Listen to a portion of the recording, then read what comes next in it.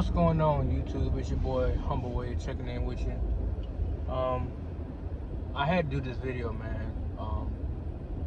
Wanted to come on here and talk about last night's loss to the Boston Celtics by the Brooklyn Nets. I read, the comments. I listened to Undisputed, one of the takes anyway. Shannon Sharp basically tried to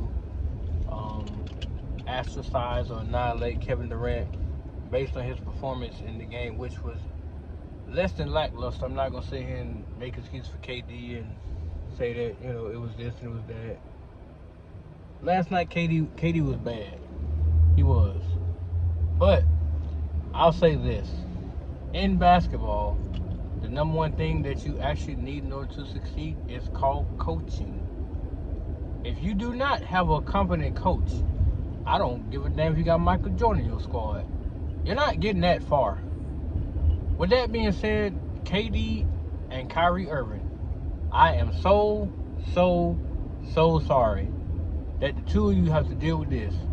Now, granted, when they made that announcement they were going to hire Steve Nash, Kyrie came out and said, we don't need Steve Nash as a coach because we can pretty much coach ourselves. Now, I genuinely disagree with that statement because every coach has a different way of running the system, or their system. Unfortunately for KD and Kyrie, Steve Nash has no system. The system that he ran under Mike D'Antoni was the pick and roll system that worked very well with his years in Phoenix, where he had him and Amari Stoudemire when they were wrecking the league, him and Sean Marion and all those guys. The system they ran there was predicated to what Steve Nash did well: pick and pop, or pick and give it up to Amari Stoudemire for a dunk or uncontested lay-in, and so on and so forth. However, the last two seasons in Brooklyn, Steve Nash has rendered them helpless in terms of how he chooses to coach, how he goes about interacting with the team, and how he treats his assistants. Now, I can't pronounce the dude's name that was a former assistant under Steve Nash, who was a former assistant under Greg Popovich with the Spurs. This dude has figured out a way to neutralize Kevin Durant effectively. He has taken this kid off his game completely, and he has shown that with physicality and with enough personnel that's willing to do the dirty work and confuse and frustrate and irritate Kevin Durant, you can't get him off his game. Because let's be real here, the number one option on their team is him. So if he is the central point or the central focus of the offense, if you knock him off his game like they've been doing game 1 and 2, then the rest of the team, no matter how they perform, they're going to suffer. Now, with that being said, KD, I can't tell you how to play ball, bro, because I'm not an all-star. I'm not at all. I'm not a damn professional. I've never played in the NBA or Division I basketball, period. But I will say this to you. Help those around you get off first. Kyrie, Bruce Brown, Steph Curry, Andre Drummond, Claxton, Edwards, Patty Mills, all those boys. The ones around you, let them get off first. You don't have to score a single point in the first half. You don't have to. Let them get off. Let them, formulate double-digit points or whatever to where they register 10, 12, 15, maybe 20 points. Not all of them, but if you can get, 15 out of Claxton, 15 to 18 out of Drummond, 25 to 28 out of Irvin, 17 to 20 out of Steph Curry. Patty Mills give you about 12. Edwards give you at least 9 or 10. And Gordon Dragic, he give you the same thing he gave you last night, which is 18 points. And you come in, and be efficient as I know you can be, and you get him, 25 to 30 in this game 3, you guys are going to blow the doors off Boston. But it all starts with you. You have to find a way to not involve yourself so heavily in this offense. It's okay to not jack up shots. It is okay not to force misreads and stuff like that, because their defense they're boxing you in to make you blindly dribble into a double team or a blindsided defender that's waiting for you because your arms are so long, the ball can't come back in fast enough. So they're gonna rip the ball right up underneath you once you do your spin back move or once you try to post them up. They're gonna be waiting. A double's gonna be waiting on you. So if you studied the last 2 game films, which I'm pretty sure you are now, pretty sure you're watching them, you will see what they're doing to you to frustrate you, to irritate you. The best way to counter that is ball movement. Have the ball moving. Have those guys ready to shoot. So when you actually need them to make buckets, they're making the buckets. And then when crunch time comes, you can go ahead and put the nail in the coffin. You can be the one to basically shift this series back in your favor in game 3. But they don't need you jacking up, 25 to 30 shots. They don't need it because you're more efficient when you're able to shoot less and score more, if that makes sense. What I mean by that is when you're able to shoot maybe 12 times, you got 25, 30 points. See what I'm saying? And you give them, 7, 8 rebounds, 9, 10 assists or whatever. That's efficient basketball by you, KD. Now, with Steve Nash, I've said it before, I'm going to say it again. The rotation is trash. Why the hell are you playing small ball against a club that's using their bigs to annihilate Kevin Durant? Why? Claxton is not a big dude. Claxton is built like Kevin Durant. Use Drummond and Aldridge in there. Use Blake Griffin. All of them got meat. They can take the hits. They could take on Tank Williams and Al Horford. They could take those two on and neutralize their asses. Why the hell is Kevin Durant playing against Al Horford or Tank Williams to pick up useless fouls? Come on, man. It's chess, not checkers. Why is your defensive scheme so screwed up to where you got a pick and roll situation where Kyrie finds himself on Jason Tatum? What's the point in that? And me personally, there's no way as a head coach I'm going to be standing by the scorer's table clapping and cheering and stuff like that while my assistant's on the bench. I'm going to go sit beside them and see what they see. Ask them what adjustments can I make. Get some kind of input to where when halftime comes, I know what I want to do. I know what schemes I can run next. I know what I can do to adjust to what they're doing to me. The first half yesterday was perfect. Ball movement, pick and roll situations, all kinds of stuff. The second half, it's like they was like, forget it. We scored enough. We scored 62. I think it was 65. We good enough now. We can just cruise. And Boston ended up outscoring in the second half to win the game. At this point, I really don't know what he's doing. All I know is that his defensive schemes, his rotational schemes, his substitution packages, they suck. You're literally you're wearing down your starting five so bad to the point in the fourth quarter, KD was so exhausted. The shots he threw up that he normally makes, his legs barely got off the ground to make those shots. I don't want to hear no he's 6'11". I don't want to hear he got a 7-foot-something wingspan. If your legs are dead, you can be Steph Curry. Your shots are not gonna fall no more. They're gonna start dunking, thunk, thunk, thunk, thunk, thunk, thunk, thunk. That's all they did. 0 for 10. 0 for 10 in the second half because his legs were done. And when he did get a smidgen of a break, you bring right back in there because you start to panic. When all you gotta do is go through Kyrie. Let Kyrie facilitate. Let Kyrie make decisions. You got KD sitting over on the bench. It's going to be okay. You had a lead. You had no reason to put KD back in that game. Especially the second quarter. You could have maintained that 17-point lead. But no, I got KD back out there because the lead is starting to fade. You didn't have to even move him. He could have sat right where he was and took a break. Because now, the blueprint you laid in front of everybody is, well, we're going to physically beat the hell out of KD. And then we're going to make him play 40-plus minutes a night. Because if we can stay within a few points of Brooklyn, they're going to force KD up back out there on that floor. He's going to play the duration of the game, which means that when crunch time comes, he's not going to have the power or the stability in his legs to make those jump shots anymore. So we're going to beat him.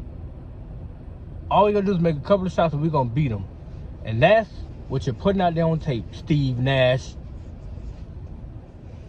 You know, to be a two-time MVP, you're dumb as F as a coach. You really are ignorant as a coach. Because there's no way my superstar player is going to be playing 40-plus minutes, especially if I had a lead in the second quarter. All I had to do is maintain it. If your substitution packages were as smart as they're supposed to be, you'd have had Aldridge and Drummond out there. Two big bodies to guard that paint. Boston wasn't making threes like that in the second quarter. So defensive rebounds would have been, between the two of them, you'd got a bunch. You'd got a lot of extra possessions on offense to pat that lead, to at least keep it to 15. You go into halftime with 15-point lead, KD roll rested when he go into the second half, you'd have seen a much more efficient KD. But because you refuse to put the people on your roster on the damn floor, you're going to continue to beat up your 6'11" superstar that people said the best player on the planet, which is why Skip Bayless had a nerve breakdown today. But he's too dumb up here to realize what he saw on the TV. What you see is a heavy-driven coach that believes that KD can play 40, 50 minutes and still win a game. That is not how that works. Even Michael Jordan, as great as he is, and he's the GOAT of basketball, Michael Jordan would tell you, you play long enough, especially 30, 40 minutes a game, your legs are going to give up. I don't give a damn what your brain up here tells you. Your brain can tell you keep going. Your body will be like, no, sir. We just don't have the winning power. We don't have it. That's why you got to take breaks. That's why you got to know how to substitute in and out people. You don't just put them down for 3 minutes of rest and put them back out there. No. You get them their 6-7 minute break. They're going to need it. If they, hypothetically, they win games 3 and 4, right? They go back to Boston for game 5. If they revert back to what they did before, they're not going to win this series. You got to win one in Boston. You win one in Boston, and you come home for game 6, you go balls to the walls with everybody on that damn bench. Everybody on that bench, give me 100%. You're going in the game, you're going to give me 100%. Everybody on that damn bench. From Cam Thomas to LaMarcus Aldridge to Blake Griffin, all them boys. I just find it funny how he puts them out there and he snatches them right back out. So what's the point of me really going in the game then, coach? If I can't make an impact, if I can't do what I'm supposed to do, what's the point of me going in? And Kessler Edwards, please stop being scared to shoot the ball. This is the NBA playoffs. It ain't the regular season no more. They need you to make buckets out there. If they put you out there and you wide open, shoot it. What are you waiting on? A green light? Your green light is when you're wide open, you shoot it. You knock it down. That's your green light.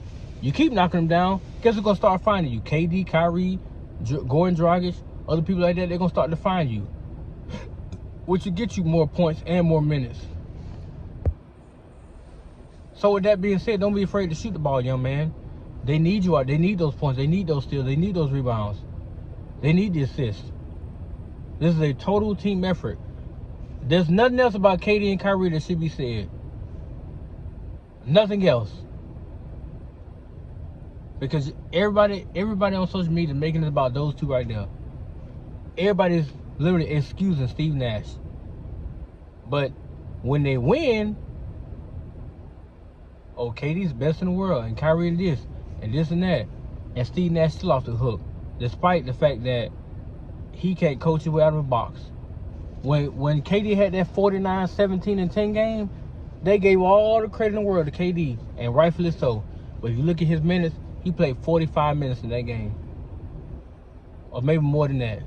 I think it was 46 minutes or 48 minutes. It was something like that. He scored 49 points and played just as many minutes. So that means for every minute he was out there, he scored a basket, which is ridiculous.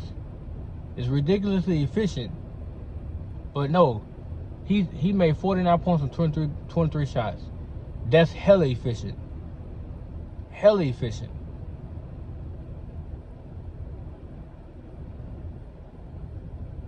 But Milwaukee doesn't play as physical as Boston does. Now, I guarantee game 3, now, when they start to bump KD and hit him and stuff like that on screen, watch how many times the ref call that for a foul. It's going to get real chippy. They're going to start calling in Brooklyn every single time KD get knocked off his block or he get pushed around and stuff like that, because they got to reshift the series, because right now Boston got all the momentum. So, in order to alleviate that, they don't want Brooklyn to get swept. That's not going to be a good look. You get swept in the first round, kind of hard to make it best player on the planet, ain't it? Yep. So the league gonna step in, but look here, y'all better start calling these calls, because the last game, they had a bunch of missed calls in that game. They let them play. But they had a great deal of missed calls too, that I wasn't happy about. But it's basketball, it's not as physical as football. But in basketball, things do get physical sometimes, and things happen. However, I respect a fair game being called. I don't appreciate one side being called, the other one gets basically ignored. I don't appreciate it. That's what happened in game 2. Especially down the stretch. They wanted Boston to win so bad, the referee was shifting how they were calling the game. Kyrie and KD get hit, no call. Old boy get hit on one side, foul, foul, foul, foul. So they would send him to the line. Every now and then, I think KD would get a call, or Irving would get a call. Every now and then. The rest of that was just, it was crazy to me. Absolutely crazy.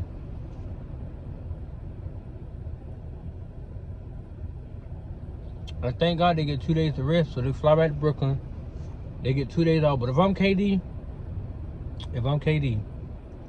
I'm going to the arena. I'm going to the office, and I'm gonna study that film, because I'm gonna get with Steve Nash myself.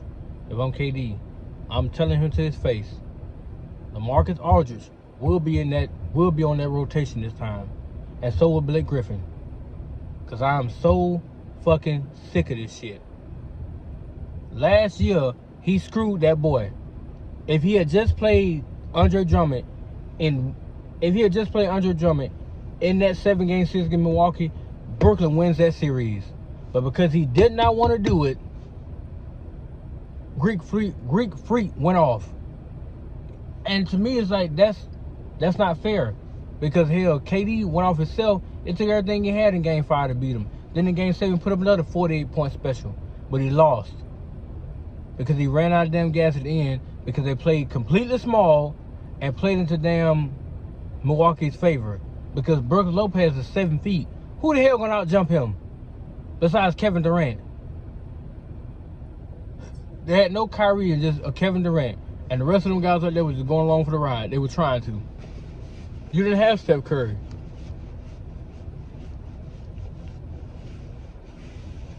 Actually, no, that was DeAndre Jordan. I'm sorry. Yeah, DeAndre Jordan. Not Andre Drummond. DeAndre Jordan. DeAndre Jordan was on the squad last year. If you just played him for that 7-game series, you can win. But because Steve Nash didn't want to do that, they ended up losing. And that had me heated. This year, man, after this game 2, I hate to say it, I'm going to have to start boycotting for Steve Nash to lose his job. Because that's flat out ridiculous coaching. That is poor coaching on that dude's part. But tell me what you think, guys. I mean, how do you feel about it? Like I said, I already know KD, he's taking an ass whooping today based on the performance, and rightfully so. But when you look at the entire spectrum of it, KD's the focal point of that offense. So everything goes to him. But that doesn't mean he has to shoot the ball. There's other ways to contribute without shooting. That's all I'm saying. But they gotta be. If you saw game 2, the first quarter, they were cutting back door, getting layups, getting dunks, getting wide open threes from player movement. Do that for the entirety of the game in game 3, game 4, game 5, game 6. If you go game 7, game 7, until that final buzzer goes off. You might be surprised that Brooklyn gonna beat Boston, but they can do it if they play the right style of offense. You can't beat Boston playing ISO because it will wear down your two damn main players. It will do it to them. That defense don't have to guess an ISO ball. All you can do is double team that person with the ball in his hand. That's all you got to do, and force them to commit a turnover. That's it. But like I said, guys, let me know what you think. Like, comment, subscribe. I'll be making more videos. I'm gonna try to put out more since the playoffs is on now. But yeah, let me know what you think, guys. Peace.